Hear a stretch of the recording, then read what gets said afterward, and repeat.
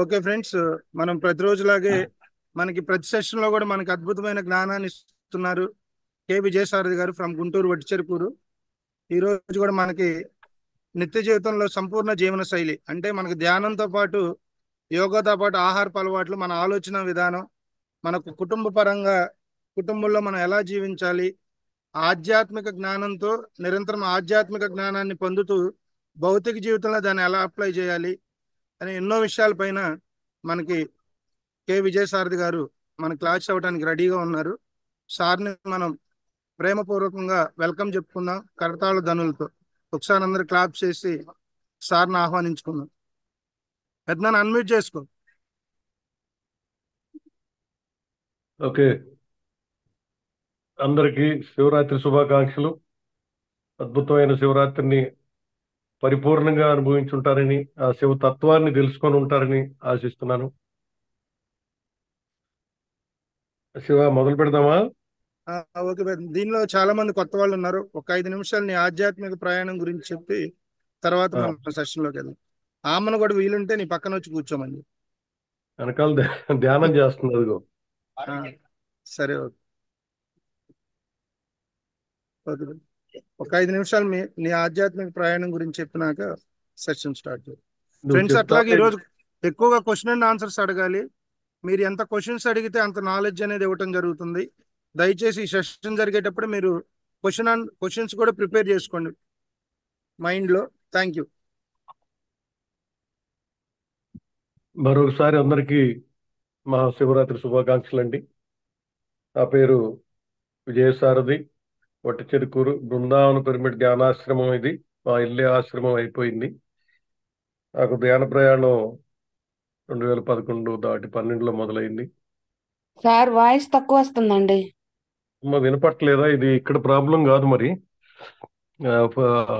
ఇప్పుడు వినపడుతుందా?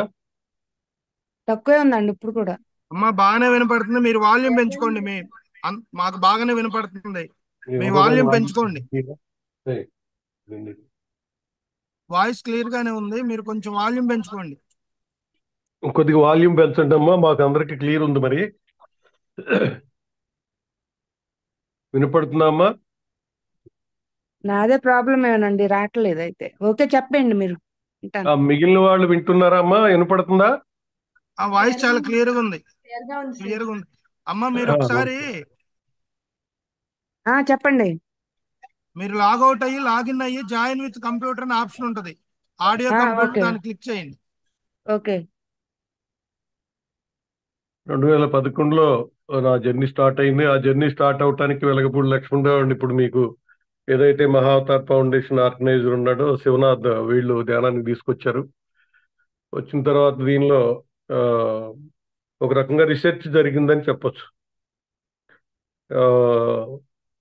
దీనికి మనం ధ్యానాన్ని శరీరానికి ఎలా ఉపయోగపడుద్ది అనే దాని మీద రీసెర్చ్కి వచ్చేసరికి హార్మోన్స్ ఇన్బ్యాలెన్స్, ఎర్లీ మ్యారేజెస్, 18 సంవత్సరాలకి 2 పిల్లలు, 3 ఆపరేషన్లు, దాంతో ఒక 30-35 ఇయర్స్ హార్మోన్స్ ఇన్బ్యాలెన్స్ అంటే యూట్రస్ తీసేసిన వాళ్ళకి ఎవరికైనా వస్తుంది. అది ఈ రోజుల్లో మరీ ఫ్యాషన్ అయింది. ఆ రోజుల్లో ఆ డాక్టర్లు కూడా చెప్పలేదు, మాకు తెలవలేదు. మెడిటేషన్కి వచ్చిన తర్వాత, ఊళ్ళో ధ్యానం పెట్టిన తర్వాత 15 రోజులకే ఆమెకి రికవరీ స్టార్ట్ అయింది. తెల్లవారుదలు కూర్చొని మామూలుగా సినిమాకి వెళ్తేనే అలసిపోద్ది అనమాట. తెల్లవారులు ధ్యానం చేసి వచ్చి పౌర్ణమి అమావాస్య ధ్యానం అది వచ్చి ముగ్గేస్తుంటే అడిగారు ఏమైంది అని. అంటే నిద్రపోయారా అని. కాదు, 2 గంటలు ధ్యానం, 2 గంటలు మాట్లాడుకున్నాం అని చెప్పి. ఇక అక్కడి నుంచి దీని మీద నేను రీసెర్చ్ స్టార్ట్ చేశాను.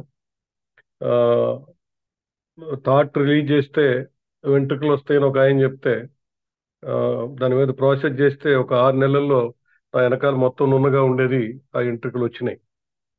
తర్వాత దాన్ని వదిలేశాను, ఎందుకంటే మన ధ్యాన శక్తిని వెంట్రుకల కోసం వదిలిపెట్టొద్దని తెలిసిందనమాట. అలా ఎన్నో రకాల అనుభవాలతోటి ఎంతో మంది గురువుల్ని సంప్రదింపులతోటి కొండల మీద, అడవుల్లో, నదుల్లో, నదులొడ్డున, సముద్రపొడ్డున సమూహాలను, అంటే గుళ్ళల్లో కానీ, చర్చిల్లో కానీ, మసీదుల్లో కానీ ఈ ఈ ఎనర్జీ విపరీతంగా ఉంటాయి అన్నమాట. అలాగే పిరమిడ్స్ లో ఉంటాయని పత్రిక గాజా వెళ్ళి అక్కడ టెక్నాలజీ చూసి ఒక వారం అక్కడ ఉండి ధ్యానం చేసి చక్కగా దాన్ని అనుభవించి అది ఇంటింటికి కావాలనే సంకల్పంతో తీసుకొచ్చిన సుభాష్ పత్రి గారికి మనం ఎన్ని జన్మలు ఎత్తినా ఆయన్ని మనం సుకృతంగా గుర్తుపెట్టుకొని ఉండాలి. ఆయన పరిధిలో ఆయన చేసినా కూడా ఒక్కసారి ఆయనకి మనం మనస్ఫూర్తిగా ఈ మహాశివరాత్రి సందర్భంగా వారి ఎనర్జీని మనకి కావాలని చెప్పి జ్ఞానం నిరంతరం ప్రసరింపు చేస్తూ ఉంటారని ఆశిస్తూ పత్రి గారికి ఒకసారి మన అందరం కూడా క్లాప్స్ కొట్టుకుందాం. గురువు కాబట్టి మనకి ఇది జర్నీ, ఎన్నో రకాల అనుభవాలు, ఎన్నో రకాలు. ఇది అయితే పరిపూర్ణ జీవన విధానం అంటే ఏంటి అనేది ముందు మనకు తెలవాలి. పరిపూర్ణ జీవన విధానం అంటే ఏంటి అసలు? ముందు అది ఎలా ఉంటుంది? నేను క్వశ్చన్ వదిలిపెడుతున్నాను, అది మీరు చెప్పాలి. అంటే అసలు పరిపూర్ణ జీవన విధానం ఎలా ఉంటుంది, పరిపూర్ణత దేంతో వస్తుంది, ఎట్లా వస్తుంది అనేది మీ అందరూ మనం ఒక 5 నిమిషాల తర్వాత చర్చిద్దాం. పరిపూర్ణ జీవన విధానం అంటే శరీరాన్ని ముందు ఆరోగ్యంగా పెట్టాలి. శరీరం ఆరోగ్యంగా ఉండాలంటే ఒకదానికొకటి చెట్టు ముందా ఇత్తనం ముందా అన్నట్టు ముందు మనసు ఎప్పుడు నిరంతరం తుళ్ళి పడతా సంతోషకరంగా ఉండాలి. మరి మనసు సరిగా ఉంటే శరీరం సరిగా ఉంటుందా, శరీరం సరిగా ఉంటే మనసు సరిగా ఉంటుందా? ఈ రెండు సరిగా ఉండాలంటే మనం ఏం చేయాలనేదే ఇప్పుడు మన చర్చ. ఇప్పుడు నేను చెప్పిన తర్వాత మీరు చెప్పే కన్నా మనం ఈ చర్చలోకి వెళ్ళేటప్పుడు ముందు మీ అభిప్రాయాలు చెప్తే నేను ముందుకెళ్ళాలని అనుకుంటున్నాను. శరీరం సరిగా ఉంటేనే మనసు సరిగా ఉంటుంది సార్. శరీరం సరిగా ఉంటే మనసు సరిగా ఉంటుందని మీ పేరేమ్మా? ప్రభా సార్. వారు అంటున్నారు. మిగిలిన వాళ్ళు ఏం చెప్తారు? మనసే సరిగ్గా ఉండాలండి. మనసు సరిగ్గా ఉంటే శరీర ఆరోగ్యం కూడా అదే అనుకుంటున్నాను నేను. సో శరీరం సరిగా ఉంటే మనసు సరిగా ఉంటుంది, మనసు బాగుంటే శరీరం బాగుంటుంది. ఈ 2 రకాల కాంట్రవర్సీస్ వచ్చినాయి. థర్డ్ ఇంకా ఎవరు? అసలు ఈ 2 సరిగా ఉండాలంటే ఏమి చేయాల?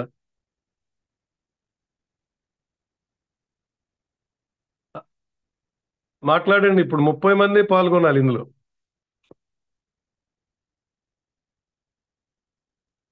ఈ 2 సరిగా ఉండాలి అంటే ఏమి చెయ్యాలా?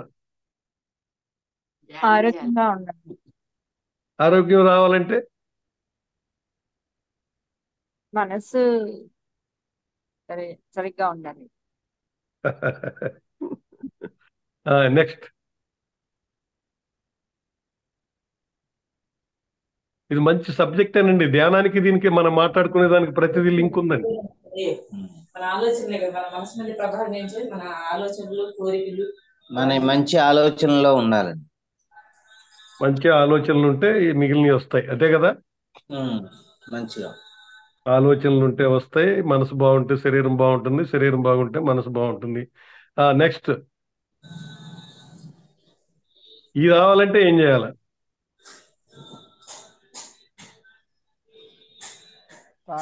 సాత్వికత్వం పాటిస్తూ ధ్యానం చేయాలి సార్.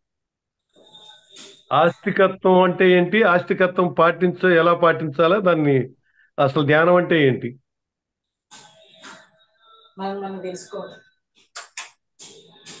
ధ్యానం అదేంటి? మనల్ని మనమే తెలుసుకోలేని పరిస్థితిలో ఉన్నామా? మనం తెలుసుకునే పరిస్థితిలో ఉండాలి. సరే, ఇప్పుడు మనం సబ్జెక్ట్ పరిపూర్ణ జీవన విధానం అంటే ఏంటనే దాని మీద మాట్లాడుతున్నాం. ఇప్పుడు అన్ని రకాల ఒపీనియన్స్ వస్తున్నాయి. ఇంకా ఎవరు చెప్తారు?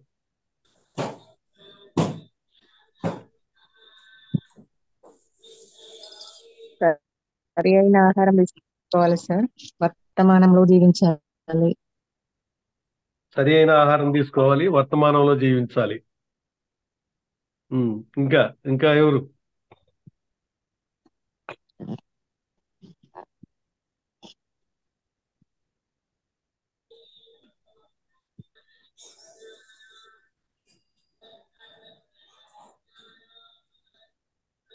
ఇంకెవరు చెప్పట్లేదా?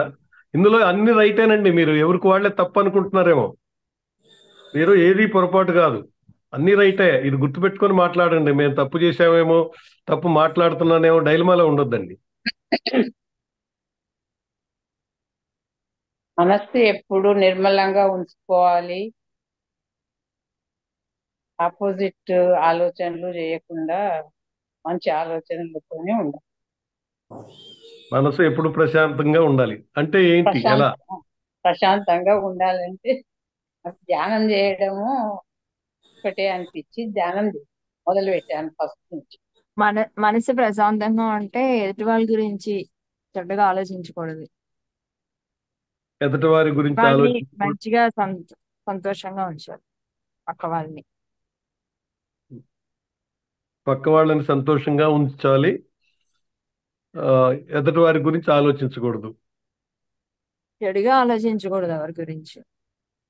చెడుగా ఆలోచించకూడదు. ఓకే, దీనికి మనం ఇప్పుడు మనసు ఇన్ని రకాలుగా మనం అమ్మా అప్పుడు మనసు ప్రశాంతంగా ఉంటుంది. ఇప్పుడు మనం ఇక్కడ పరిపూర్ణ జీవన విధానం గురించి మాట్లాడుకుంటున్నాము. అంటే సబ్జెక్ట్ మంచి సీరియస్ గా. మంచి ఆహారం అలవాట్లు, ఆ, మంచి క్రమశిక్షణ, మంచి ఆలోచనలు అవన్నీ ఉంటే పరిపూర్ణంగా ఉంటుంది జీవితం. ఓకే, అందరూ కరెక్టే చెబుతున్నారు. నేను తప్పు చెప్పారని నేను అంటలేదు. ఇంకా ఉంది. కోరిక ఏంటి క్వశ్చన్ ఏంటి అసలు ఏంటి? పరిపూర్ణ ఆరోగ్యంగా ఉండాలంటే మనం పరిపూర్ణ జీవన విధానం అంటే ఏంటి క్వశ్చన్ అది. పరిపూర్ణ జీవన విధానం. అసలు పరిపూర్ణత అనేది ఉంటుందా? మళ్ళీ అది కూడా ఇంకో క్వశ్చనే.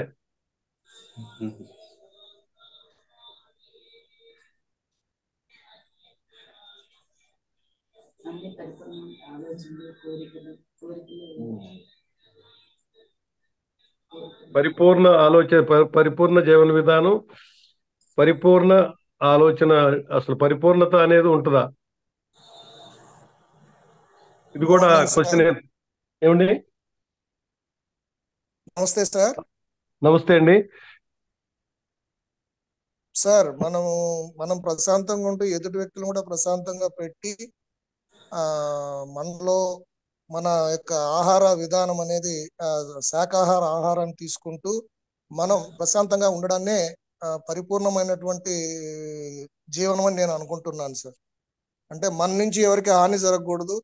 అదేవిధంగా ఎదుటి వ్యక్తులు మనకు ఏది ఒకవేళ ఇన్ కేస్ మన ప్రశాంతతకి భంగం కలిగించినా కూడా వాళ్ళకి క్షమించేస్తూ వాళ్ళని మనమే అయినా సారీ చెప్పి వాళ్ళతో అలాంటి ద్వేష భావన లేకుండా ప్రశాంతంగా ఉండడాన్ని పరిపూర్ణమైన జీవితం సార్. అంటే ఈ శరీరం మనము ఒక ఆత్మలాగా ఉన్నాము, ఈ శరీరాన్ని మనకు ఒక ట్రావెల్ లాగా ఉపయోగిస్తున్నాం అన్నటువంటి భావన కలిగి ఉండడాన్ని ప్రశాంతత అని నేను అంటున్నాను సార్.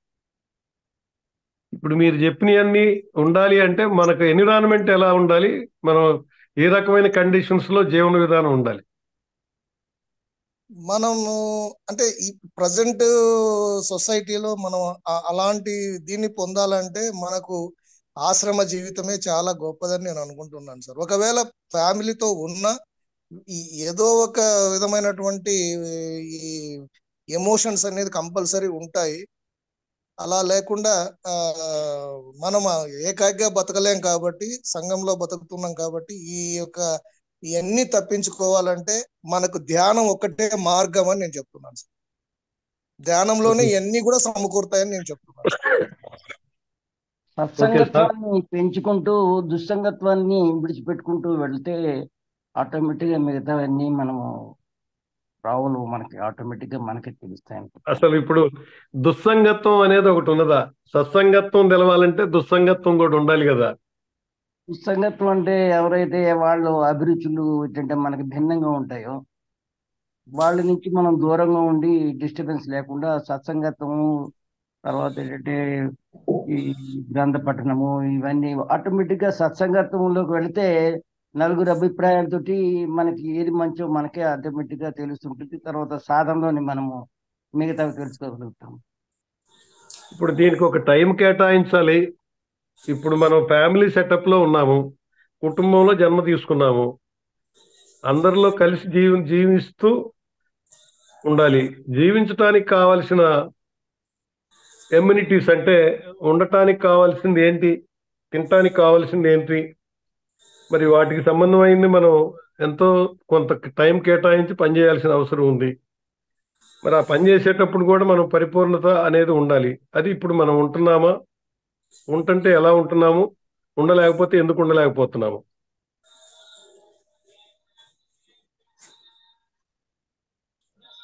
సార్ ఎలాంటి సమస్య వచ్చినా కూడా తామరాకు లోపల నీటి బిందువు లాగానే ఉండాలి, ప్రశాంతమైనటువంటి మనస్తత్వం ఉండాలి. అలాంటి సమాజం ఉన్నప్పుడే అందరూ క్షేమంగా ఉంటాం, అందరూ ఆరోగ్యంగా ఉంటాం సార్. మంచి ఆహారాన్ని తీసుకోవాలి సార్.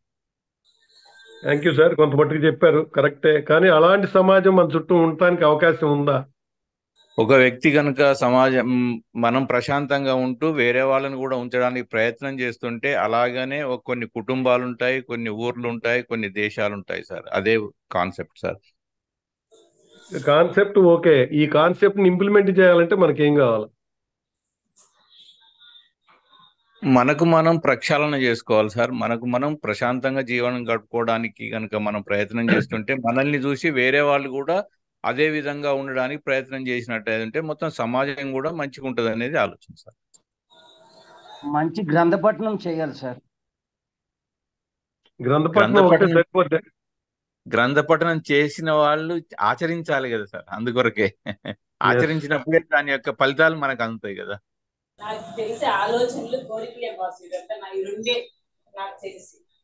ఇప్పుడు నేనేమంటానంటే మన జీవన విధానం అంటే జీవితం అంటే ఈ జీవితం కాదండి.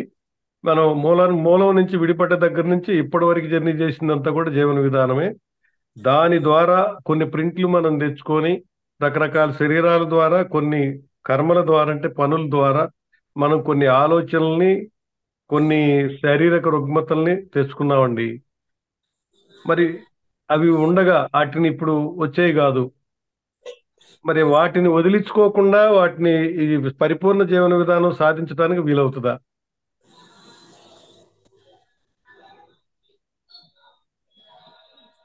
కాదు సార్. దానికి మార్గం ఉందా? ఉంటే ఏంటి? అందరూ మెడిటేషన్ చేస్తే వస్తుందండి, అందరు క్లియర్ గా ఉంటారు. మెడిటేషన్ చేసినంతసేపు క్లారిటీ ఉంటుందమ్మా. ఎప్పుడైతే కళ్ళు తెరిచామో మరి శారీరక బాధలు, చుట్టుపక్కల బాధలన్నీ మనసులోకి వస్తుంటాయి. మరి అప్పుడు పరిపూర్ణత ఎలా వస్తుంది? సుమారుగా అందరూ కంట్రోల్ అవుతారండి, అంత విపరీతంగా ఉండదు. సరే, నేనేమంటానంటే మరి శరీరానికి మనకి పరిపూర్ణత జీవన విధానం అసలు ఎలా ఉంటుంది ఏందనేది ఒక 2 నిమిషాలు నేను మాట్లాడతాను. మాట్లాడిన తర్వాత మళ్ళీ చర్చలోకి వెళ్దాం. ఇది కంటెంట్ రావాలి బయటికి. మనం ఇబ్బంది పడే కొన్ని గుణాలని కొన్ని జన్మతః వేసుకొని వస్తాం. రజోగుణం అని, తమో గుణం అని, సాత్వికత, శుద్ధ సాత్వికత అనేది. తర్వాత శారీరక రుగ్మతలు కూడా మనమే తెచ్చుకున్నాం. కుటుంబాన్ని మనమే ఎన్నుకున్నాం. ఇది సాధకులకు తెలుస్తుంది. కుటుంబాన్ని ఎంచుకున్నాము, శారీరక మానసిక రుగ్మతలను మనమే తెచ్చుకున్నాము. ఏ తల్లిదండ్రులకి అయితే మనం జన్మ తీసుకోవటానికి మనం ఇష్టపడి వాళ్ళు అనుమతించారో వాళ్ళ దగ్గర జ్ఞానం నేర్చుకోవటానికి, ఆ చుట్టుపక్కల మైండ్ అంటే ఆ సొసైటీలో జ్ఞానం నేర్చుకోవటానికి మనం జన్మ తీసుకున్నాం. తీసుకున్న తర్వాత ఈ మామూలు ప్రాపంచికతో బతకాలి అంటే డబ్బులు కావాలి.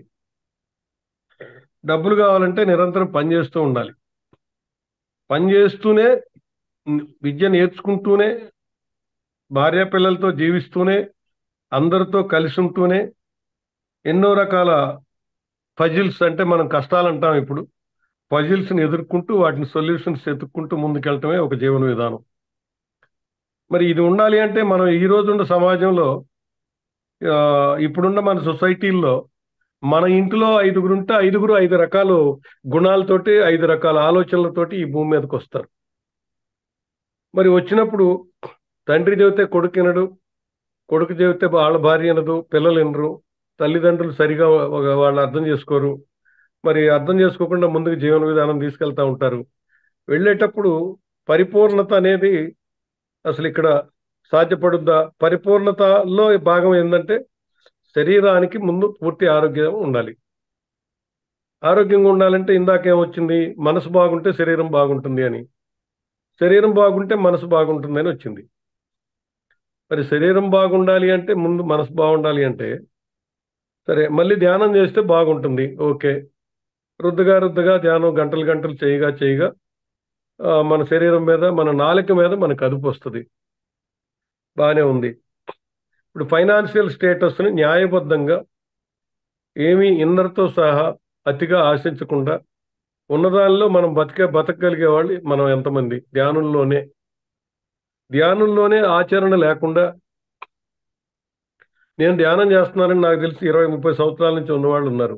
ఈ రోజు కూడా వాళ్ళు ఆచరణలో లేరు, ఇంప్లిమెంట్ లేరు. ఇప్పుడు మనం చూసి నేర్చుకోవాల్సింది, వాళ్ళు ధ్యానం సరిగా చేయట్లేదు, వాళ్ళు చేయకుండా పనులు చేస్తున్నారని మనం అటు ఆలోచించి ధ్యానం మానుకునే వాళ్ళు కొంతమంది. కానీ అది చూసి మనం నేర్చుకోవాల్సింది ఏంటంటే, మనం ఆ పనులు చేయకూడదు అని. మనం మన చుట్టూ ఉన్న వాళ్ళు మాట్లాడే విధానం చూసి, వాళ్ళు మాట్లాడితే మనం కూడా మాట్లాడవచ్చు అనుకోకుండా మనం ఇలా మాట్లాడకూడదు అని తెలుసుకోవటం. తల్లిదండ్రులు చెప్పింది 100% వినాలి అంటే, వాళ్ళు పొరపాట్లు చెబుతుంటే పిల్లలైనా సరే ఇది పొరపాటు అనిపిస్తుంది, దాని గురించి సున్నితంగానే అడిగే అవకాశం పిల్లలకు ఉన్నది. తల్లిదండ్రులు పిల్లలు వింటలేదు అని చెప్పి వాళ్ళని దాడి చేయాల్సిన అవసరం తల్లిదండ్రులకి లేదు. 2, ఇక్కడ మనకేమేమి వస్తాయి? కుటుంబంలోనే మనకి 5 రకాల ఆలోచనలు, 5 రకాల గుణాలు ఉంటాయి. మనం సొసైటీలో మన చుట్టుపక్కల వాళ్ళు అన్ని రకాల ఆలోచనలు, అంటే ఒక ఏలు ముద్రే తమ్మే ఒకళ్ళదొకళ్ళకి ఒక ఇంట్లోనే కలవదు, ఐరిష్ కలవదు. కాబట్టి భగవతత్వం ఏం చేసిందంటే, మూలం నుంచి బయటపడేటప్పుడు విచిత్రంగా అకారణంగా ఆలోచనారహితంగానే క్రియేట్ చేయబడింది. విచిత్రం ఏంటంటే, అకారణంగా ఆలోచనారహితంగా సృష్టింపబడ్డది. మనం ఈ జీవరాశుల్లో ఏది ఒకదానికొకటి లింకు లేదు, కానీ ఒకదానికొకటి ప్రతిదీ ఒక గొలుసు కట్టులాగానే ఉన్నాము. ఇందులో చెట్టు లేకపోతే మనం బతకలేము, క్రిమికీటకాదుల్ని తినే కొన్ని లేకపోతే మనం బతకలేము. వాటిని అందులో కూడా విచిత్రంగా అపకారం చేసే క్రిమికీటకాదుల్ని తినటానికి కొన్ని వస్తాయి, ఉపకారం చేసే వాటిని కాపాడటానికి రక్షిత పురుగులు కానీ రక్షిత క్రిమికీటకాలు కొన్ని వస్తాయి. ఇట్లా చైన్ ఒకదానికొకటి లింకు లేదు, కానీ పూర్తిగా గొలుసు కట్టులాగా ఒక దండలో ఎలా ఉందో ఈ సృష్టి మొత్తం అలా ఉంచబడింది. ఇది అద్భుతమే కదా.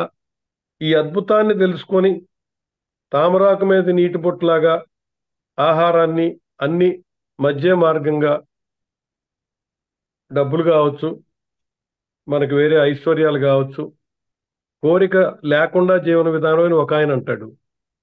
అసలు పిల్లల్ని పెంచి పోషించడానికి పెళ్లిళ్ళు చేసేవారి దాకా కోరిక లేకుండా జీవిస్తే ఆడు చేయగలుగుతాడా? చేయలేడు. కానీ వాళ్ళ పిల్లల్ని బయటికి పంపేవారి దాకా సంకల్ప స్థితిలో పనిచేసుకుంటూ వెళ్లాల్సిందే. ప్యారలల్గా ధ్యానం చేసుకుంటూ ఉండాలి ఇవన్నీ సక్రమంగా జరగాలి అంటే. ఇక్కడ పరిపూర్ణత ఎప్పుడు వస్తుంది అంటే, ఆస్తులు పోయినా, ఆరోగ్యం పోయినా, డబ్బులు పోయినా, పిల్లల్లో చదువు రాకపోయినా, వాళ్ళకి పెళ్లిళ్ళు అవ్వకపోయినా,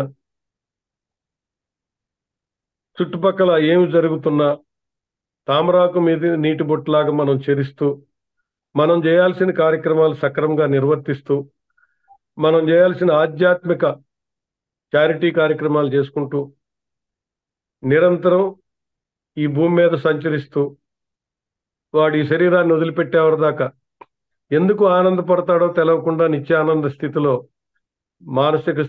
మానసిక శారీరక స్థితులు ఉంచుతూ ముందుకెళ్లేదాన్నే పరిపూర్ణ జీవన విధానం అనేది నా భావన. ఇది రావాలి అంటే ఎంతో శ్రమించాలి. మానవ జన్మలు యానిమల్ కింగ్డమ్ అంటే ముందు ఎక్కడి జీవుల నుంచి డార్విన్ పరిణామ సిద్ధాంతం గుర్తొస్తుంది మనకి. అక్కడి నుంచి అమీబా అని రకరకాల చిన్న చిన్న జలచరాలు, భూచరాలు, ఆకాశ జీవులు ఎలా జన్మలు ఎత్తుకుంటూ గ్రూప్ సోల్ నుంచి యానిమల్ కింగ్డమ్కి వచ్చి, ఆ యానిమల్ కింగ్డమ్లో భాగంగా మన శరీరాలని, మా హ్యూమన్ బాడీస్ తీసుకొని మొదలు పెట్టినప్పుడు అవన్నీ అనుభవిస్తూ వచ్చాడు. కాబట్టి ఈ బాడీకి ఇండిపెండెన్సీ ఇచ్చింది ప్రకృతి. వాడి ఆలోచన వాడే ఆలోచించుకోవటం, వాడి శరీరాన్ని వాడు పోషించుకోగలగటం, వాడు ఏది కావాలంటే అదే ఇంప్లిమెంట్ చేయటం. అక్కడ భగవతత్వం గ్రూప్ సోల్ కాకుండా ఇండిపెండెంట్ సోల్ ఇచ్చినప్పుడు వాడు ఆలోచన బట్టే వాడి శరీరాన్ని, వాడి జీవితాన్ని ఎన్నుకునే స్వాతంత్రత ఈ శరీరానికి, ఈ ఇండిపెండెంట్ సోల్కి ఇవ్వబడింది. ఆ ఇవ్వబడిన దాన్ని వారి దీనికి అనుగుణంగా జన్మలు పెరిగే కొంది చిన్నగా ఒక మనిషి కనుక అసలు మొదట తెలవనప్పుడు పిహెచ్డికి వచ్చే దారిలో ఎలా అయితే ఎదుగుతా వస్తాడో హ్యూమన్ బాడీ తీసుకున్నాక ఓ 400-500 జన్మలకి వాడు ఎదుగుతూ ఉంటాడు. ఎదుగుతూ ఉండేటప్పుడు ఎదుగుతూ ఉండే భాగంలోనే తామరాకు మీద నీటి బొట్టులాగా నిరంతరం చరిస్తూ వాడి జీవన విధానం పరిపూర్ణంగా అనుభవించి అదే మోక్ష స్థితిలో ఉంటాడు. మరి ఈ కర్మల్ని వదిలించుకునే విధానం ఒకటి ఉంటుంది. ఎలా వదిలించుకోవాలి? కర్మల్ని వదిలితే కానీ మనం ఆ స్వేచ్ఛ రాదు. వదలాలి అంటే ఏం చేయాలంటే, నేను 1 లక్ష రూపాయలు చందా ఇచ్చా, నా పేరు గోడ మీద వచ్చిందా లేదా ఆలోచించకూడదు, ఇచ్చి ఊరుకోవాలి. నాకు సృష్టి ఏం చేసిందంటే, ఇవ్వగలిగే శక్తి ఎందుకు ఇచ్చిందంటే అందరికి ఇస్తాను అని. ఆ ఇవ్వగలిగే శక్తిని మనం దుర్వినియోగం చేసి మా తాతలు ఇచ్చారు, మా ముది మనవాళ్ళు కూడా ఇచ్చేయాలని ఎవరికి ఇవ్వకూడదని మనం చేయవలసిన కార్యక్రమాలు మన పీరియడ్లో చేయకుండా వెళ్తుంటే జన్మలు మారుతానే ఉంటాయి కానీ మోక్ష స్థితి రాదు. ఇక్కడ ఇంకో క్వశ్చన్ ఏమొస్తుందంటే, చనిపోయిన తర్వాత మోక్షం వస్తుందా, శరీరంలో ఉండగా మోక్షం వస్తుందా అని వస్తుంది. శరీరంలో ఉండగానే ఈ భూమి మీద నివసిస్తానే మోక్ష స్థితికి వెళ్ళొచ్చు. ప్రతి పనిలో డిటాచ్మెంట్ ఉండాలి. ఆఖరికి ప్రతి జీవరాశిని మనం చూసుకునే స్థితి ఎదగాలి. ఎదిగేటప్పుడు ప్రేమతత్వం ఉంటేనే ఎదుగుతాము. ప్రేమలో కూడా సెల్ఫ్ ఉంటుంది, మళ్ళీ నాది స్వార్థ ప్రేమత్వం ఉంటుంది, స్వార్థరహిత ప్రేమ ఉంటుంది. స్వార్థం అంటే భార్య, పిల్లలు, నా కుటుంబం, నా అని ఉంటుంది. స్వార్థరాహిత్య స్థితి అంటే ఆ ప్రేమలో ఏముంటుంది, నన్ను నేను ఎలా అయితే ప్రేమించుకుంటానో సర్వజీవరాశులు, చెట్టులు పుట్టలు, అడుక్కునేవాడి దగ్గర నుంచి ప్రైమ్ మినిస్టర్ ఆఫ్ అమెరికా దాకా ఒకే స్థితిలో చూడగలిగేదాన్ని ప్రాక్టికల్ చేసి అనుభవిస్తూ ముందుకెళ్తేనే ఇది ఆ పరిపూర్ణత సాధించడానికి వీలవుతుంది. మరి దీనిలో భాగంగా ఇవన్నీ రావాలి అంటే మనం ఇప్పుడు ఎక్కడున్నాము, ఇంకా ఇంతకు ముందు ఏం చేశాము, ఇప్పుడు ఏమి చేయాలా? ధ్యానం చేస్తే ప్రశాంతత వచ్చే మాట నిజమే. ఆహారం తిన్నప్పుడు మనం మంచి రుచికరమైన ఆహారం తిన్నప్పుడు ఎలా ఆనందిస్తాం, కూర్చున్నంతసేపు బాగానే ఉంటుంది. ధ్యానం ఆపినాకో మళ్ళీ వచ్చి మామూలు స్థితిలో పడతాము. ధ్యానం కళ్ళు తెరిచి పనిచేసేటప్పుడు కూడా పొద్దున్నుంచి సాయంత్రం వరకు నిద్రపోయే వరకు నిద్రలో కూడా వాడు ధ్యాన స్థితిలో పనులు చేయాల. దాన్నే మనం పత్రికారు కానీ అందరూ గురువులు ఈ సెకండ్లో జీవించు అని ఒక్క ముక్కలో తేలుస్తారు దాన్ని. ఈ సెకండ్లో జీవించు, రేపు జరిగిపోయింది లేదు, రావాల్సింది అసలు భ్రమ అనే దీంతో ఈ సెకండ్లో జీవిస్తే, సరిగా జీవిస్తే పాస్ట్ బాగుంటుంది, ఫ్యూచర్ బాగుంటుంది. ఈ పద్ధతిలో కనుక మనం నిరంతరం జీవన విధానం ఉంటే పరిపూర్ణత అదే వచ్చుద్ది అనేది నా అభిప్రాయం. ఇప్పుడు మళ్ళీ చర్చకి వెళ్దాం.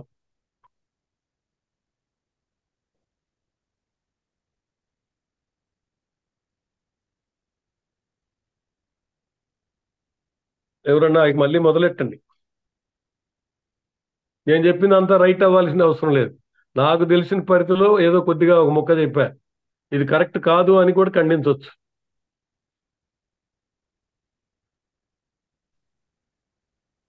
పని చేసుకుంటా ధ్యానం చేయాలంటుండ్రు కదా, ఏ విధంగా ధ్యానం? అమ్మా, ఇప్పుడు నువ్వు అన్నం వండుతున్నావు, ఆ ఫుడ్ తయారు చేసేటప్పుడు నీ బ్రెయిన్లో ఫుడ్ తయారీ గుర్తుండాలి. పిల్లలతో మాట్లాడుకునేటప్పుడు మైండ్లో పిల్లలు మాత్రమే గుర్తుండాలి.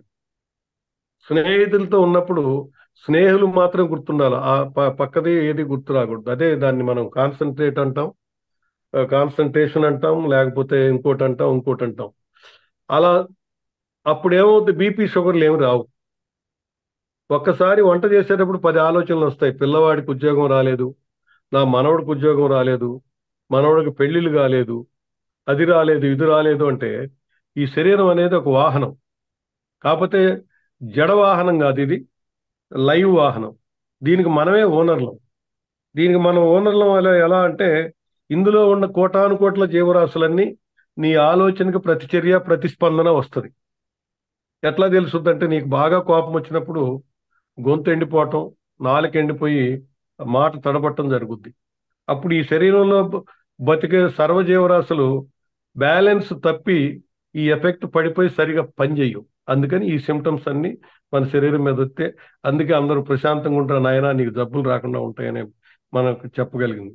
ఇప్పుడు ఈ సెకండ్లో జీవించడం అంటే ఏంటంటే చేసే ప్రతి పని, ఇల్లు ఉడిచేటప్పుడు, కడిగేటప్పుడు, ఉతికేటప్పుడు, వంట చేసేటప్పుడు, పిల్లలతో ఉన్నప్పుడు, భర్తతో ఉన్నప్పుడు, స్నేహితులతో ఉన్నప్పుడు, చెట్టులతో ఉన్నప్పుడు, పక్షులతో ఉన్నప్పుడు అవి మాత్రమే గుర్తుండేటట్టు సాధనే ధ్యాన స్థితిలో పనిచేసుకోవటం అంటారు.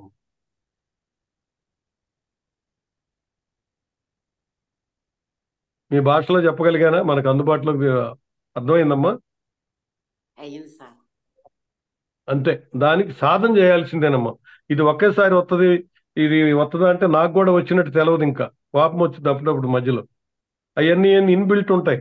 ఆ వచ్చిన దాన్ని ఎరుకులో కంటే నా కోపం వచ్చిందా రాకూడదని తెలుసుకుంటమే మన ఎదుగుదలలో ఒక స్టెప్ ముందుకు వెళ్తున్నాయి. అంతేగాని కోపం వస్తే తక్కువనో, అసూయ వస్తుంది, ఈర్ష్య వస్తుంది, ఎన్నో వస్తాయి వీటిలో భాగంగా. అవన్నీ కూడా నేను ఈర్ష్య ఎందుకు పడుతున్నాను, వాళ్ళకన్నా నేను తక్కువ కాదు, అట్లాగని ఎక్కువ కాదు. ఎక్కువైతే అహంకారం వస్తుంది, తక్కువ అంటే ఇన్ఫీరియారిటీ అంటే ఆత్మన్యూన్యత వస్తుంది. అది ఉండదు, ఇది ఉండదు. అందుకే మధ్య మార్గం అంటారు దీన్ని. మాట్లాడండి అమ్మా. మా క్వశ్చన్ అండ్ ఆన్సర్స్ అడగండి. క్వశ్చన్ అండ్ ఆన్సర్స్ అడగాలి. క్వశ్చన్స్ మీరు అడిగితే ఆన్సర్ అటు నుంచి వస్తుంది. ఇది అద్భుతమైన సెషన్. ఎటువంటి క్వశ్చన్స్ అయినా మనకి చక్కగా జ్ఞానాన్ని అందించగలరు. దయచేసి క్వశ్చన్స్ అడగండి.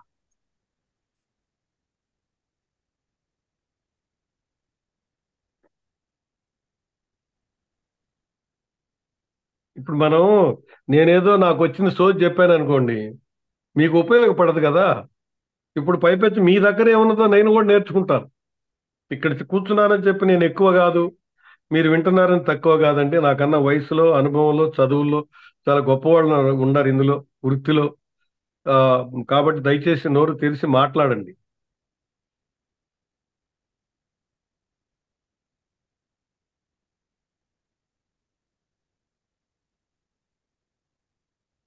Pin drop silence. శివ, ఏంది అర్థం కాలేదు? మీ స్టూడెంట్స్ వెనక పెంచే స్టూడెంట్సా? సరిపోయింది. ఓకే, నేనే అడుగుతా క్వశ్చన్. ఇప్పుడు అందరూ ధ్యానం చేస్తున్నారు, యోగా కూడా చేస్తున్నారు. ఇప్పుడు ఆహారపు అలవాట్లకు వచ్చే తలకి ఎన్నో వింటున్నాం కానీ ఆచరించలేకపోతున్నాం. సో నిత్య జీవితంలో మార్నింగ్ లేచిన కాడి నుంచి సాధనా మార్గంలో ముందుకెళ్లాలన్నా, సంపూర్ణ ఆరోగ్యంగా ఉండాలన్నా ఆహారపు అలవాట్లు ఎలా ఉండాలని ఒకసారి చెప్పండి. Very good. ముందు ఆహారపు అలవాట్లు అన్ని రకాల ఐటమ్స్ లోనూ మంచి ఉన్నది, చెడ్డది ఏమి లేదు వెజిటేరియన్లో. రెండోది, ఇప్పుడు ఒకే రకమైన ఆహారపు అలవాట్లు అందరికీ వర్తించవు. ఇప్పుడు నాకు కొన్ని రకాలు తింటే ఈ శరీరం రియాక్షన్ యాడ్వర్స్గా ఉంటుంది, అలాగే ప్రతి మనిషికి వస్తాయి. ఎవరి శరీరానికి మనం ఆహారం తినటం మొదలుపెట్టినాక ముందు మితాహారం తినటం అలవాటు చేసుకోవాలి. బాగా ఆకలైనా కొద్దిగా ఖాళీ పెట్టుకొని ఆపగలగాలి. బాగుందని చెప్పి ఎక్కువ వేయకూడదు. 2, గ్యాస్ ట్రబుల్స్, ఎలర్జీస్ శరీరాలకి ఎందుకు వస్తున్నాయి? తినకూడనంత తింటే వస్తున్నాయి. మన శరీరం అంటే ఇది ఒక మిషన్. తిన్నప్పుడు ఒక 200 గ్రాములు అది ఆడగలదు. మనం బాగా అన్ని రకాల కూరలు, అన్ని రకాల స్వీట్లు అన్ని పక్కన పెడితే 500 గ్రాములు వేసేస్తే అది ఆడే విధానంలో ఫ్లక్చువేషన్, అప్ అండ్ డౌన్ వస్తుంది. అంటే మోషన్స్ సరిగా కావు, హార్డ్నెస్ వస్తుంది. 2.5 గంటల్లో అరగాల్సిన ఆహారం 24 గంటలకు కూడా అరగదు. ముందు ఇక్కడ ఆహార విహారస్య భగవద్గీతలో ఆహారం మీద విహారం మీద కూడా ఎరుక ఉండాలి అంటాడు పరమాత్మ. అందుకని ముందు దాని మీద దృష్టి పెట్టాలి. తర్వాత నెక్స్ట్ ఏంటంటే, మనం తినేటప్పుడు మన శరీరం సహజంగా ఏ రకమైన మందులు లేకుండా, ఏ రకమైన ఆయుర్వేదం ప్రోడక్ట్స్ లేకుండా తిన్నది తిన్నట్టు రోజు 2 సార్లు మోషన్కి వెళ్ళగలిగే ఆహారం ఏదైతే ఉందో అది మాత్రమే ఆ శరీరం యాక్సెప్టెన్సీ ఇచ్చినట్టు. ఆ ఆహారాన్ని రోజు ఇవాళ రీసెర్చ్ మొదలు పెడితే ఒక 20 రోజులు వెళ్ళేసరికి ఒక 5-6 రకాల ఆహారపు ఐటమ్స్ ఈ శరీరానికి పడతాయి, మిగిలిన పడవని తెలుస్తుంది. ఆ పడిని పక్కన పెట్టుకొని అందులో పరిపూర్ణత లేదు అని మీకు అనిపిస్తే ఒక న్యూట్రిషనిస్ట్ దగ్గరికి వెళ్ళి ఈ ఐటమ్స్ నాకు సూట్ అవుతున్నాయి, వీటిల్లో పరిపూర్ణత వచ్చేటట్టు డిజైన్ చేసి పెట్టండి అని అడగాలి. అడిగితే వాళ్ళు చేసిస్తారు. అది తీసుకుంటే శరీరానికి లోడు పడదు, ఏ మందుల జోలికి వెళ్ళే అవసరం రాదు. ఇంకోటి, పుట్టకలో కాన్స్టిపేషన్ వస్తుంది. అంటే గత జన్మల నుంచి ఏదేదో చేసుకుంటూ వచ్చేదాన్ని మన తల్లిదండ్రుల నుంచి కొన్ని, ఫోర్ ఫాదర్స్ నుంచి కొన్ని సంక్రమిస్తాయి. వాటిలో కాన్స్టిపేషన్ కూడా ఒకటి బై బర్త్ వస్తాయి. అవి కూడా ఇక్కడ మార్చుకోవడానికి అవకాశం ఉంది. అది దాన్ని బట్టి మీరు ఇప్పుడు మనం బ్లంట్గా చేయాలి ఏంటంటే, ఆహారం మన శరీరానికి ఏదైతే సూట్ అవుతుందో దాని మీద వాళ్ళు రీసెర్చ్ చేసుకొని ఇవాళ ఒక రకం రేపు ఒక రకం అందరికి తెలుసు. ఆ తినకూడని పక్కన పెట్టేసి ఫస్ట్ చేయాల్సింది తినగలిగినవి చక్కగా ఎంత అయితే తినగానే నిద్ర రాకుండా తినాలి, అది ఇండికేషన్. తినగానే లెగిసి పని చేసుకునేటట్టు ఉండాలి, అది ఇండికేషన్. తింటే కళ్ళు మూతలు పడ్డాయంటే ఎక్కువగా తింటున్నామని అర్థం. అందుకని అది ఒకటి గుర్తుపెట్టుకొని ఒంటికి సరిపడి దాన్ని డిజైన్ చేసుకొని అవి ఆ ఆహారం మాత్రమే తింటూ ఉండేదాన్నే ఆహారపు అలవాట్లు మన శరీరానికి కరెక్ట్గా ఉంటాయి. అది గుర్తుపెట్టుకొని ఎవరికి వారు డిజైన్ చేసుకోవాలి. ఇది డాక్టర్లు చెప్పినా న్యూట్రిషనిస్టులు చెప్పినా మన శరీరానికి సూట్ కానీ వాటిల్లో వాల్యూస్ ఉంటాయి. ఒకటి మిల్లెట్స్లో ఉన్నాయి అంటాడు, ఒకటి బియ్యంలో ఉన్నాయి అంటాడు, ఇంకోటి మినువుల్లో అంటాడు, ఇంకోటి కూరగాయల్లో అంటాడు, అన్నిట్లోనూ ఉన్నాయి. అవి మన శరీరానికి సూట్ అయిన ఆహారం మాత్రమే తింటూ, అది మితాహారం తింటూ, మన దగ్గర షేరింగ్ ఉంటే ఇంకా ఆనంద స్థితి అనుభవిస్తుంది శరీరం. ఎదరవాళ్ళు తినేటప్పుడు మనల్ని మనమే తింటున్నాం అనే భావన వచ్చేవారి దాకా మనం సాధన చేస్తే అంతకన్నా పరిపూర్ణత ఆనంద స్థితి రాని రాదు కాక రాదు. అడగండి ఇప్పుడన్నా.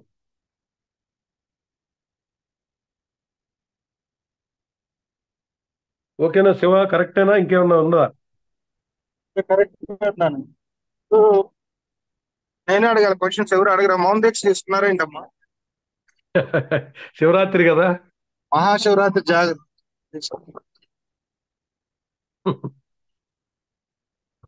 క్వశ్చన్స్ అడగండి అమ్మా, క్వశ్చన్స్ అడగాలి. అన్ని ఫాలో అవుదాం అనుకుంటున్నాం కానీ ఆ రూల్స్ ఫాలో అవ్వలేకపోతున్నాం సార్. మీరు చెప్తున్నారు సార్ అన్ని మార్చుకోవాలి అని అన్ని చెప్తున్నారు సార్ లైఫ్ లో. హలో, మరి ఇక్కడ ఏమొస్తుందంటే అంటే మన లైఫ్ ని చేంజ్ చేసుకోవాలని అనుకుంటున్నాను సార్. కాకపోతే వచ్చేసి మనం ఇప్పుడు ఈ సత్సంగంలో ఉన్నంతసేపు బాగుంటుంది సార్. తర్వాత బయటకు వెళ్ళాక అదర్ అవకేషన్స్ ఏవైతే పడుతున్నాయో, ఎదుటి వాళ్ళ మాటలు కానీ ఏమైనా పడినప్పుడు మళ్ళీ మన మైండ్ వేరే స్థితికి వెళ్ళిపోవడం, అలాంటి వాటి నుంచి కూడా ఎలా రెక్టిఫై అవ్వాలి. ఇప్పుడు పిల్లల్ని మార్చుకుంటున్నాము అన్ని చెప్పారు మొన్న కూడా. కాకపోతే మళ్ళీ ఫాలో అయ్యేటప్పుడు ఏదో ఒక ప్రాబ్లం వస్తుంది సార్. ఏం అనకుండా ఏం చెప్పకుండా వాళ్ళని ఒక ఇదిలో పెట్టాలి అని అనుకుంటున్నాం కానీ అసలు అది అవ్వట్లేదు సార్. ఇప్పుడు చదువు అంటున్నాను సార్. ఇప్పుడు ఎగ్జాంపుల్ చదువు గురించి సార్. ఇప్పుడున్న ప్రపంచంలో ర్యాంకులు పోటీకి తగ్గట్టు చదవాలి అని చెప్తున్నాను సార్. కాకపోతే దాన్ని కాన్సన్ట్రేషన్ చేసి చదివి ఇవన్నీ చెప్పేటప్పటికి తను ఫాలో అవ్వట్లేదు సార్. అలాంటప్పుడు కోపం వస్తుంది సార్. ఎంత చెప్పినా ఏమీ ప్రయోజనం ఉండట్లేదు అని ఇలా అనిపిస్తుంది సార్. బాగా అడిగావమ్మా, చక్కగా నీకుండా ఇదంతా ముందు అది ఓపెన్ కావాలి. ఎప్పుడు కూడా మీ దృష్టిలో పిల్లలు చదవాలి గట్టిగా. అవును సార్. వాడి జన్మ, పిల్లల జన్మ ఇంకో డిజైన్తో వచ్చి ఉంటాడు ఇక్కడికి. వాడి దేంట్లో నిష్ణాతుడు పిల్లలు ముందు గమనించాలి. వాడు ఏదైతే వాడితో నిపుణత ఉంది, అందులో నైపుణ్యం ఉన్నదో దాన్ని గైడ్ చేస్తే మీ మాట ఈజీగా వింటాడు. మీ అందరూ ఐఐటి ర్యాంకర్సే కావాలి అంటే వాడికి ఐఐటి ర్యాంకర్ ఇష్టం లేదు, ఒక వ్యాపారి కావాలనుకుంటాడు. దానికి సంబంధం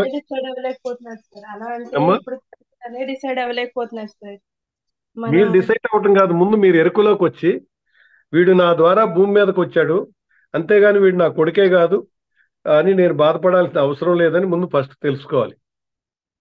మన తల్లిదండ్రులు మనల్ని భూమి మీదకి రావడానికి ఎలా అనుమతించారో మనం కూడా ఇంకొక కొంతమంది ఎదగటానికి మనం అనుమతించి భూమి మీదకి తీసుకురావటానికి కారకులం అయ్యాం.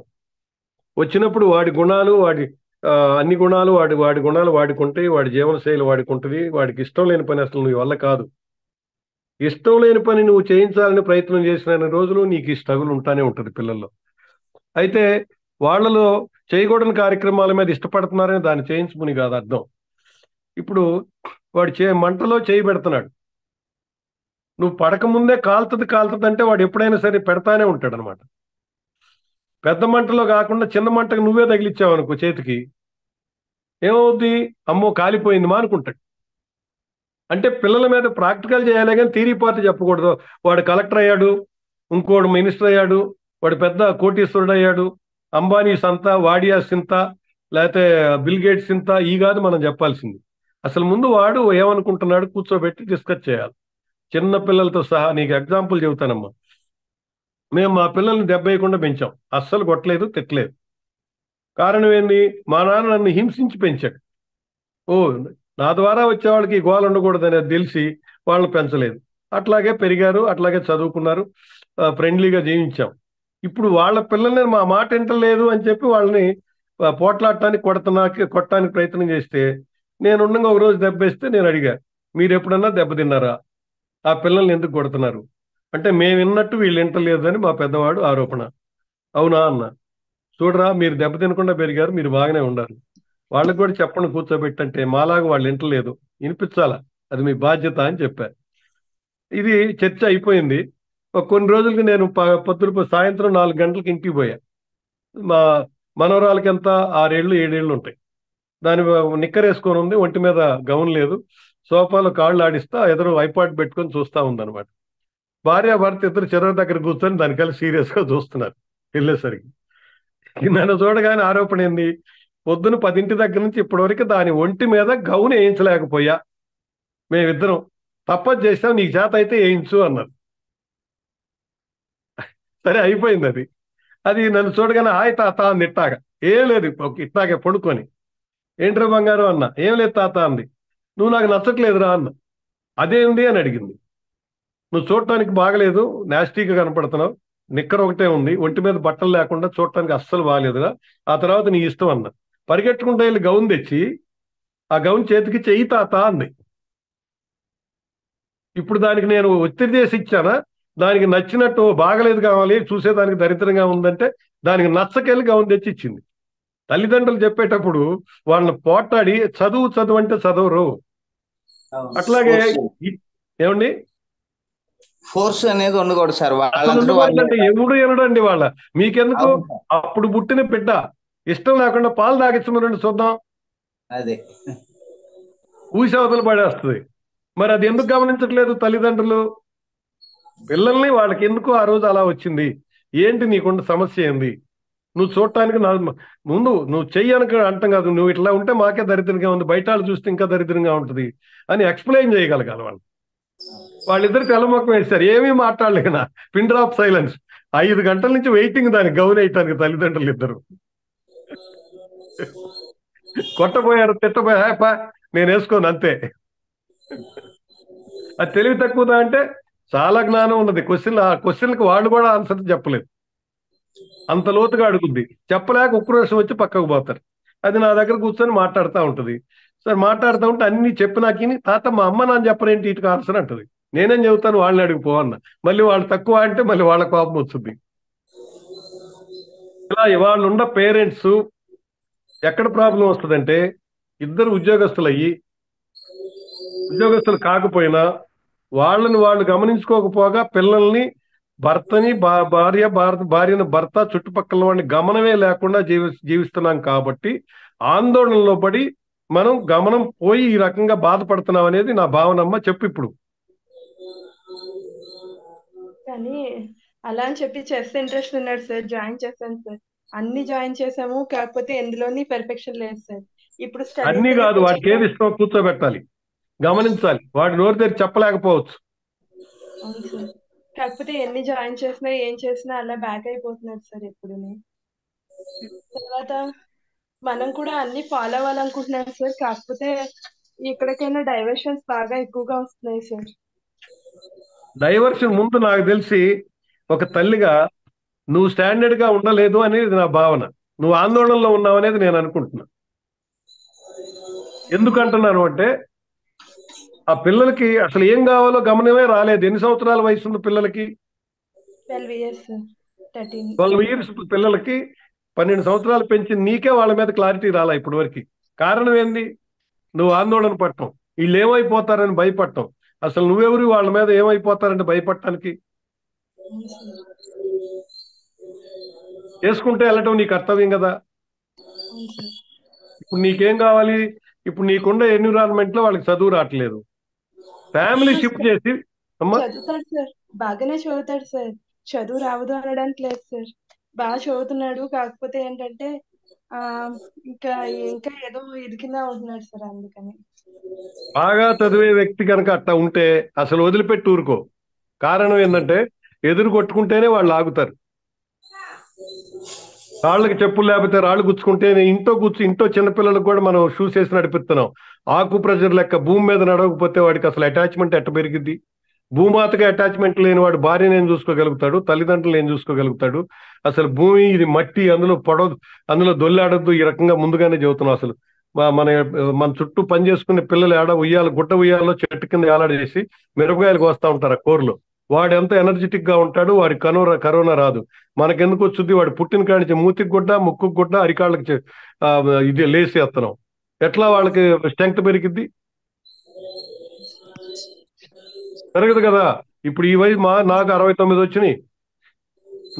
మా పిల్లల కన్నా అంతో ఇంతో నేను స్ట్రెంగ్త్ ఉంటా. వాళ్ళకి 40లు 50లు వస్తున్నాయి. ఎట్లా కుదిరిద్ది? ఆ పిల్లలకి ఏం కావాలి, వాళ్ళు ఎలా ఉండాలి? రఫ్ అండ్ టఫ్న మీరు అలవాటు చేశారా? డబ్బులు ఎక్కువ వచ్చే కొన్ని వాళ్ళకి సున్నితత్వం కోల్పోయి అసలు అతి సున్నితం చేశాం. కట్టిన వజ్రకాయం కన్నా గట్టిగా ఉండాల్సిన శరీరం అది. పిజ్జాస్, బర్గర్స్ తినకూడని ఆహారం, డబ్బులు ఉన్నాయి కాబట్టి ఆహారం పెడతారు. అంటే మీరంటే మీరు కాదమ్మా, నేను ఓవరాల్ గా చెప్తున్నా. పిల్లలకి ఇప్పుడు మా వాళ్ళు, నేను అమెరికా పోయా, ఆడ పిల్లలకి వాళ్ళు అడగగానే నానా పిజ్జా అనగానే ఆర్డర్ వచ్చేస్తుంది. దాని చుట్టూ లేయర్ ఏముంటది? మైదా ఉంటది. ఏందిరా ఈ మైదా పెడుతున్నామంటే మీ అన్ని చేదస్తాం అంటే ఆ రోగాలు, ఆ ఎలర్జీస్, జలుబులు, దగ్గులు, వాళ్ళ పొట్టలు అన్ని సర్వనాశనం. అప్పుడు మళ్ళీ డాక్టర్ దగ్గరికి పరిగెడతారు. అంటే వీళ్ళకి ఓపిక లేదు. ముందు వాళ్ళకి ఏమి ఇవ్వాలో వండి పెట్టాలంటే, అంటే మా ఇంట్లో వండి పెట్టుందామా, తప్పనప్పుడు వెళ్ళి బయటకు తీసుకొచ్చే ఫుడ్లు ఏముంటది? అక్కడ పావు లీటర్ కాఫీ తాగుతారు 4 సార్లు, బ్లాక్ కాఫీ. దానికి అలవాటు అవుతాం మనం. అలవాటు అయితే మన శరీరం ఏమైపోతుంది? నేను కూడా తాగేవాడినే, ఒక 2 నెలలు అయింది జీరో చేసి. మానేయచ్చు కాఫీ. తాగాలనిపిస్తే ఒక 10 ml తాగేసేయండి, 4 సార్లు తాగండి, మొత్తం కలిపి 40 ml కూడా కాదు.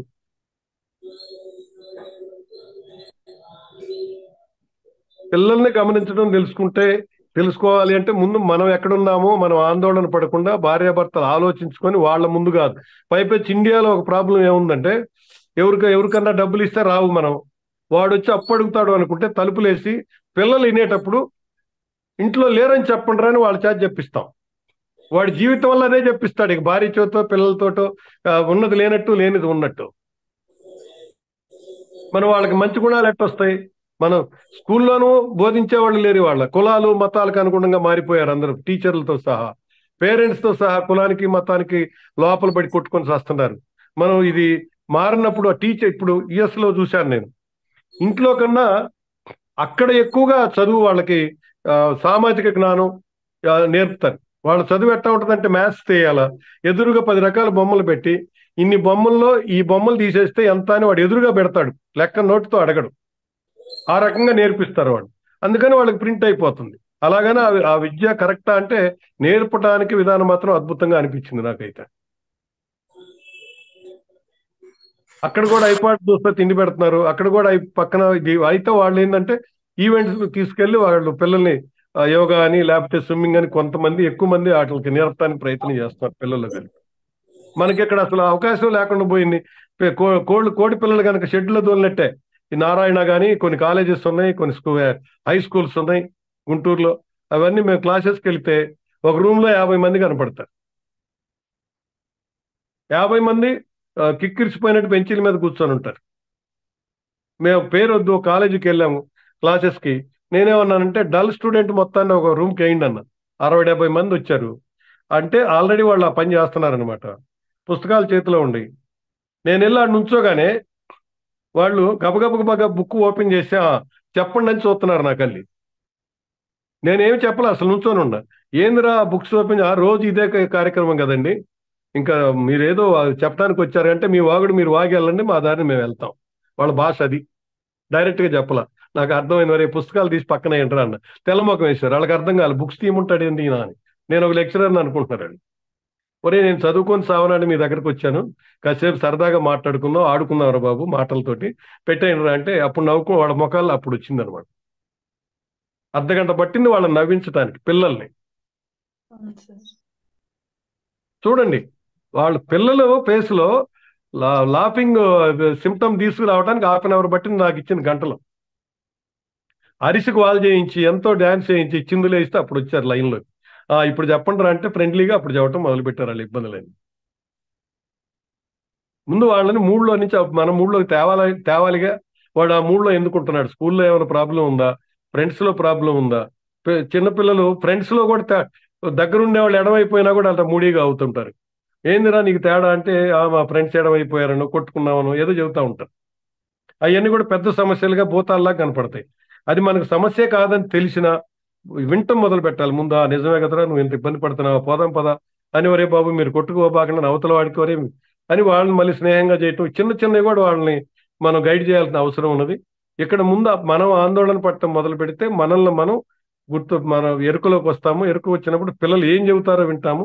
వాళ్ళు అసలు ఎందులో నిపుణత ఉన్నది, చదువులో ఉన్నదా, ప్లేయింగ్లో ఉన్నదా, వ్యాపారంలో ఉన్నదా, అసలు వాడు ఏం మాట్లాడుతున్నాడు గమనిస్తే అన్ని మనకు తెలిసిపోతాయి. అంటే వాళ్ళ పేరెంట్స్ గమనించట్లేదు అని నేనంటే మళ్ళీ తప్పవుద్దమ్మా. గమనించే స్థాయి ఎంత ఉండాలో అంత లేదని మాత్రమే మాట్లాడుతున్నాను నేను మీకున్న బిజీలకి. నేను విమర్శించట్లేదమ్మా నువ్వు అడిగిన క్వశ్చన్కి. విమర్శించలేదండి, చాలా అద్భుతంగా చెప్పారు. ఇక్కడ ఇంకో విషయం ఏంటంటే ప్రభా గారు, మనం ఎప్పుడు చిన్నపిల్లలు ట్రీట్ చేసేటప్పుడు వాళ్ళ ఏజ్ లోకి వెళ్ళి మనం వాళ్ళ గురించి ఆలోచించాలి. మనం అక్షరాభ్యాసం జరిగినప్పటి నుంచే నువ్వు ఫ్యూచర్ లో ఏమవుతావు, డాక్టర్ అవుతావు, మా వాడు కలెక్టర్ అవుతాడు, మా వాడు జడ్జి అవుతారు, ఇలా మనం కొన్ని ఈ ఇండికేషన్స్ అన్ని మైండ్ లో పెట్టుకొని వాళ్ళని చిన్నప్పటి నుంచే అలా చూడటం మొదలు పెడతాం. అంటే ఎప్పుడైతే మనం కంప్లీట్ గా ఒక ఎక్స్పెక్టేషన్ తో ఉంటామో అవి వాళ్ళలో మనం చూడనప్పుడు కూడా మనం డిప్రెషన్ ఇవన్నీ లోన్ అవుతాం. అందుకని ముందుగా అసలు మన పిల్లలకి ఏం చేయవసరం లేదండి. ఇప్పుడున్న పిల్లలకి వాళ్ళని వాళ్ళు అబ్జర్వ్ చేస్తే వాళ్ళని వాళ్ళు వదిలేస్తే చాలు, వాళ్ళ జీవితాలు వాళ్ళే అద్భుతంగా తీసుకెళ్తారు. ఎందుకని నేను 12 సంవత్సరాలు అడ్మినిస్ట్రేటివ్ ఆఫీసర్ గా పిల్లల మధ్యలో తిరిగా. మనం ఎక్కువగా పట్టించుకోవడం కూడా చెడిపోతారు, అసలు పట్టించుకోవడం కూడా వాళ్ళు రాంగ్ ట్రాక్ పెడతారు. అందుకని మనం పిల్లల్ని ట్రీట్ చేసేటప్పుడు ఎస్పెషల్లీ ఇప్పుడున్న ఈ జనరేషన్ పిల్లల్ని మనం ఏమి చెప్పాల్సిన అవసరంలా, ఆ ఏజ్ లో మనం ఎలా ఉన్నామో ఆ ఏజ్కి వెళ్ళి వాళ్ళు మనం ట్రీట్ చేయాలి. అంతేగాని 2nd క్లాస్ 3rd క్లాస్కే మా వాడికి మార్కులు రావట్లేదు, క్లాస్లో మిడిల్లో ఉన్నాడు, ఇవన్నీ పెట్టుకోవద్దండి దయచేసి. అన్ని సెట్ అవుతాయి, ఎక్కువగా ఓవర్గా థింక్ చేయొద్దు. అల్లరి చేస్తారు పిల్లలు, అల్లరి చేయక ఎవరు చేస్తారు, మీరు నేను చేస్తామా అంటే మీరు అంటే ప్రభా గారు కాదు, అందరు తల్లిదండ్రుల ఉద్దేశం చెప్తున్నా. సో ప్రతి ఫ్యామిలీలో, ఎందుకంటే లాస్ట్ రూమ్ సెషన్ లో కూడా చాలా విషయాల్లో ఇలాగే మనం డిస్కస్ చేసుకున్నాం. పిల్లల విషయం అసలు మీరేం కంగారు పడొద్దు, వాళ్ళని వాళ్ళ జీవించనియండి, ఫ్రీగా వదిలేయండి, అబ్జర్వ్ చేయండి. ఏదన్నా తప్పు జరుగుతుంది అనుకున్నప్పుడు మనం గైడ్ చేయాలి. పేరెంటింగ్ అంటే స్కూల్లో పిల్లవాడు వెళ్ళిన కానించి సాయంత్రం మళ్ళీ ఇంటికి వచ్చే వరకు మనం ఇంట్లో ఉండే స్కాన్ చేయాలి. అది మళ్ళీ వాళ్ళకి తెలియకూడదు, మళ్ళీ తెలిస్తే వాళ్ళు ఒక గిల్టీ ఫీలింగ్ అవుతారు. సో అట్లా మనం పేరెంటింగ్ చేయాలి. దానిలో భాగంగానే మన స్పిరిచువల్ పేరెంటింగ్ అనే ఒక సెషన్ ఉంది. మనం 5 days తర్వాత ఆ సెషన్ వస్తుంది. ఆ సెషన్ లో మరిన్ని విషయాలు మనం తెలుసుకుందాం. సో అయితే ఇప్పుడు ఇంకో క్వశ్చన్ ఏంటంటే, మనం ఇక్కడ 3 కాన్సెప్ట్ చెబుతున్నాం. ధ్యానం సర్వరోగ నివారిణి, సర్వశక్తిదాయిని, సకల భోగకారిణి. సో ధ్యానానికి రోగాలకి సంబంధం లేదు, మన కర్మలకి రోగాల సంబంధం ఉన్నాయి. ఈ కర్మలను మన జ్ఞానం ద్వారా ఎలా కడుక్కోవాలనేది వివరించవలసిందిగా కోరుతున్నాను పెద్ద.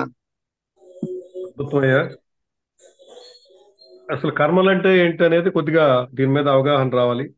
ధ్యానం సర్వరోగ నివారిణి అనేది ఎప్పుడు వస్తుందంటే, ధ్యానం చేయగా చేయగా ఎరుకలోకి వస్తుంది. ఏం ఎరుకలోకి వస్తుంది? మైండ్, శరీరము, లోపలున్న జీవరాశులు ఇవన్నీ కూడా నోయింగ్ లోకి వస్తాయి, ఇండిపెండెంట్ గా పనిచేస్తాయి మన బాడీలో. మన నాలిక మన కంట్రోల్లోకి వస్తుంది.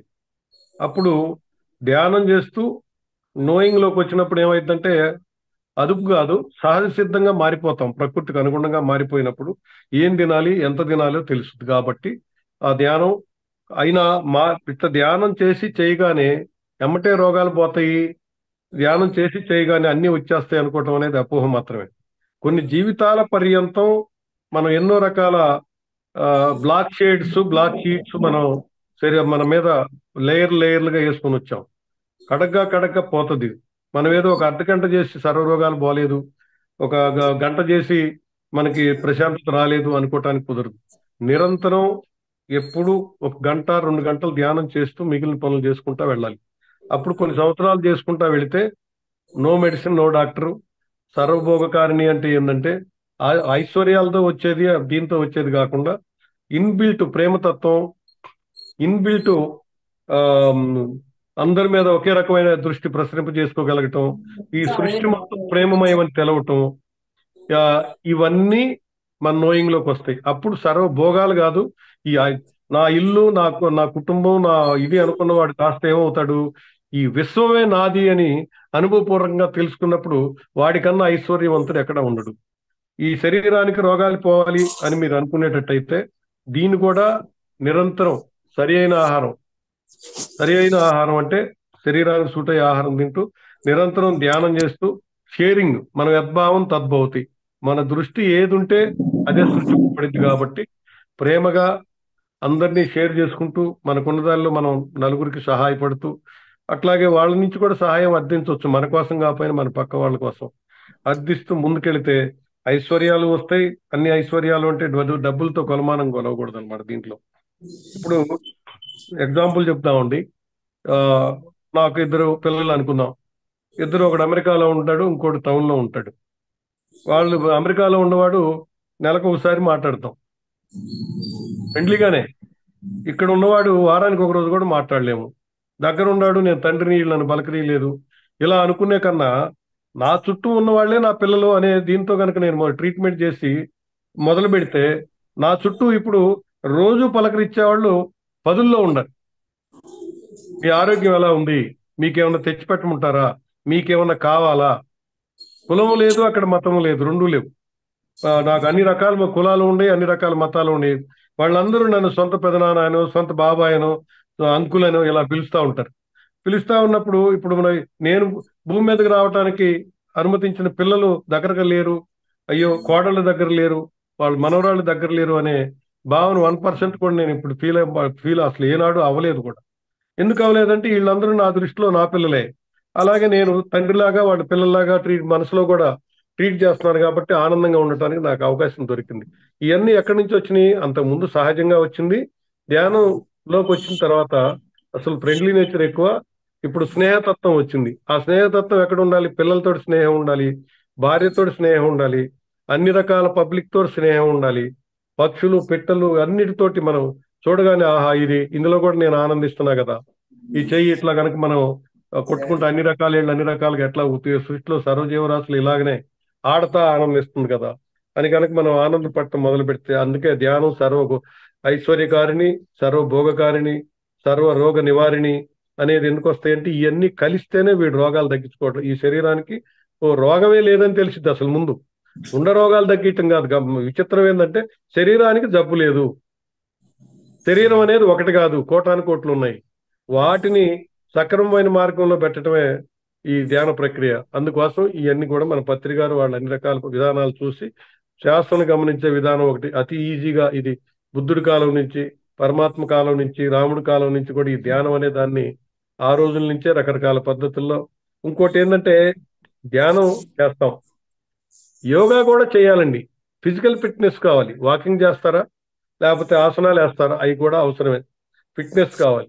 ఇప్పుడు ఫిట్నెస్ లేకుండా ధ్యానం చేస్తే సర్వం తగ్గుతాయి అంటే 80 సంవత్సరాల వాళ్ళు కూడా చిన్న చిన్న జాయింట్స్ అవి కదిలించవచ్చు, వాటికి సెట్ అవుతాయి అనమాట. ఊరకు ధ్యానం చేస్తున్నాను కాబట్టి మిగిలిన మానుకుంటే ఏమవుతుందంటే కొత్త వెహికల్ కొనుక్కొచ్చి పట్టకపోతే 6 నెలల తర్వాత ఆ వెహికల్ స్టార్ట్ అవుతుంది. అలాగే మన శరీరాలు కూడా వెహికల్ లాంటివి కాబట్టి వాటికి నిరంతరం కదలిక ఇవ్వాలి.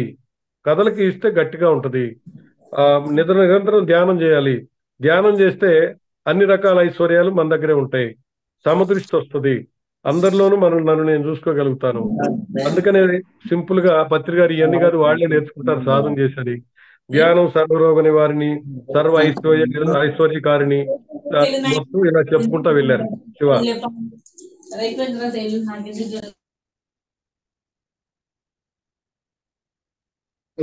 చాలా అద్భుతంగా చెప్పారు. సో ఫ్రెండ్స్, ఇంకేమైనా క్వశ్చన్స్ ఉంటే అడగాల్సిన కోరుతున్నాను.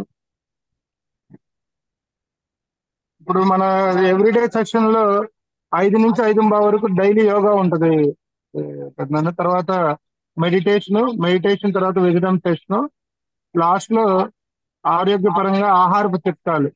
అంటే నిరంతరం మనం ఎటువంటి ఆహారం తీసుకుంటే సంపూర్ణ ఆరోగ్యం పొందుతాం, సాధనలో ముందుకెళ్తాం అనే దాని మీద ప్రజెంట్ సెషన్ జరుగుతూ ఉంది. ఇక్కడ ఆహారం అనేది ఎట్లా మనం ఐడెంటిఫై చేయొచ్చు అంటే, శరీరానికి సూట్ అయ్యేది ఒకటైతే తిన్నప్పుడు కొన్ని ఐటమ్స్ మనం చేసినప్పుడు రేర్గా తినేటప్పుడు ఆ ఆహారం తింటుంటే ఎలా ఉంటుందంటే సర్వం బయట ప్రపంచం మర్చిపోయి ఆ లోపలికి తిన్నప్పుడు అబ్బా అద్భుతమైన జీవితం కదా అని అనిపిస్తుంది తినేటప్పుడు. అటువంటి ఆహారాలు ఎన్నుకోండి. ముందేసుకుందాం పట్టు. రతన్ రాజు ఫోన్ చేశాను, అతను అక్కడే ఉన్నా అంటారు. అది కొద్దిగా దీనిలో బెటరా? నేను పెట్టాలి పెద్దనాన్న, మాట్లాడు.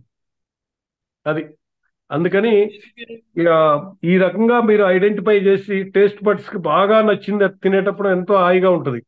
అది శాకాహారంలో మాత్రమే. నాన్ వెజిటేరియన్ అడ్వాంటేజెస్ ఉంటాయి కాబట్టి మేము తింటున్నాం అనేవాళ్ళు కొంతమంది ఉన్నారు. ఆ అడ్వాంటేజెస్ టెంపరీ కానీ పర్మనెంట్ ఉండదు. డైజెస్టిబుల్ కంటెంట్ 40% ఉంటుంది. అది ఆర్టిఫిషియల్ అంటే మనం అట్లాగే ఆధ్యాత్మికంగా చూస్తే మన శరీరాన్ని మనం హింసించుకోవటం కూడా ఇందులో చేయకూడని కార్యక్రమమే. మరి ఎదురు శరీరాలను పడగొట్టి అవి తీసుకొచ్చి మనం తినటం అనేది పొట్ట శ్మశానం కాదు. అది శరీరం యాడ్వర్స్ గానీ ఆ రోజు తిన్నాక 3 రోజుల పాటు మోషన్స్ అవ్వవు, గట్టి పడుతుంది, మళ్ళీ ట్యాబ్లెట్స్ వేస్తారు, లేకపోతే ఆయుర్వేదం ప్రోడక్ట్స్ వాడతారు. కాబట్టి శరీరానికి సూటబుల్ ఆహారం ఎందుకు చెబుతున్నారంటే ఇలా అని ఎవరు వాళ్ళు క్రాస్ చెక్ చేసుకోండి. యూనివర్సల్ గా మాత్రం మిల్లెట్స్ అనో బియ్యం అనో లేకపోతే ఫ్లైసెస్ అనో ఇలా చెప్పుకోవటానికి వీలు కాదండి. అందుకని ఎవరికి వాళ్ళకి చెక్ చేసుకోవాలి, ఎవరికి వాళ్ళు డిజైన్ చేసుకోవాలి. థ్యాంక్ యూ పెద్దనాన్న, థ్యాంక్ యూ సో మచ్. చాలా అద్భుతంగా చెప్పారు ఈరోజు. ఫ్రెండ్స్, అది ఈరోజు సెషన్. మీకు ఏమైనా డౌట్స్ ఉంటే ఆఖరిగా 1 నిమిషం మీకు టైం ఇస్తాను. డౌట్స్ ఉంటే క్లారిఫై చేసుకోండి, లేదంటే ఒక 5 minutes మెడిటేషన్ చేసి ఈరోజు సెషన్ క్లోజ్ చేద్దాం.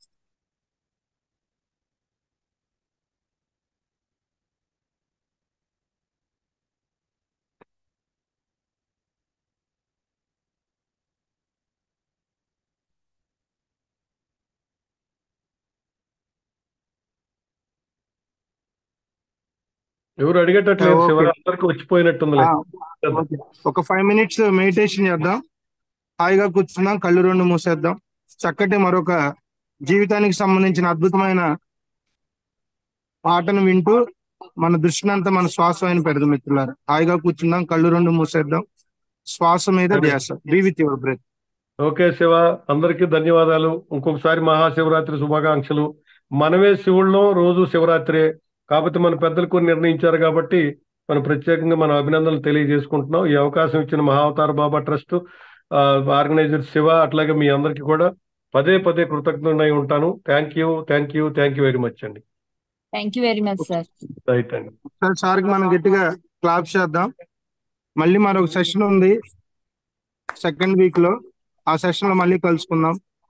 ఈసారి వచ్చేటప్పుడు క్వశ్చన్స్ రాసుకొని రండి, ఇక్కడికి వచ్చి ఆలోచించి అడగలేకపోతే దయచేసి. నేను కూడా నేర్చుకుంటానికి పనికొస్తుంది అది. ఇందులో ఏదైనా పొరపాట్లు ఉంటే తీసుకోబాకండి, మంచి ఉంటే తీసుకోండి. ఓకేనా శివ, ఉండనా? ఓకే పెద్దనాన్న, థ్యాంక్ యూ. రైట్.